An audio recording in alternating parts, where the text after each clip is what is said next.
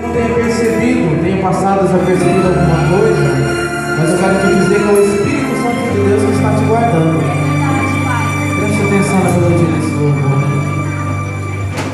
Deus tem guardado você com muito carinho e pronto está toda hora pra te defender.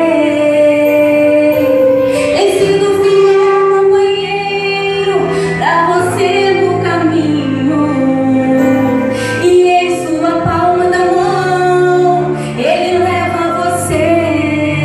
Se as lágrimas molham seu rosto, saiba que é o Espírito Santo que veio enviado por Ele para te consolar.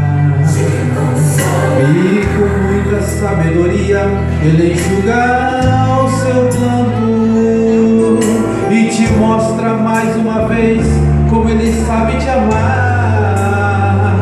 E quem Ele ama Jamais é esquecido, está protegido pelas suas mãos. E nesta vida é abençoado, e na outra vida vem a salvação. Por amar você, Ele manda um anjo forte pra te defender, mas guardar a guarda-rocha pra você beber. É assim, esse Deus não deixa desamparado quem é servo seu. Por amar você, Ele multiplica azeite para sol e lua. Se preciso for no mar, Ele abre uma rua. Por amor, Ele faz de você hoje um grande vencedor. Ele tem guardado você. Aqui estamos nessa noite para mais uma passagem de ano. Olha o que o Espírito Santo de Deus tem feito na tua vida. Glorifica Ele nessa noite. Glória a Deus. E quem Ele ama jamais é esquecido, está protegido pelas suas mãos. E nesta vida é abençoado, e na outra vida tem a salvação.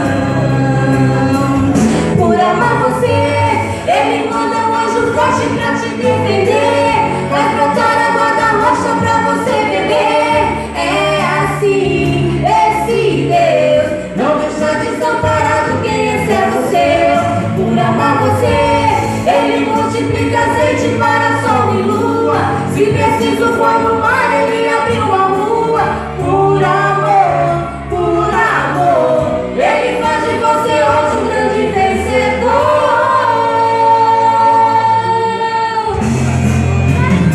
Por amar você, Ele manda um anjo forte pra te defender, vai brotar a guarda-rocha pra você beber.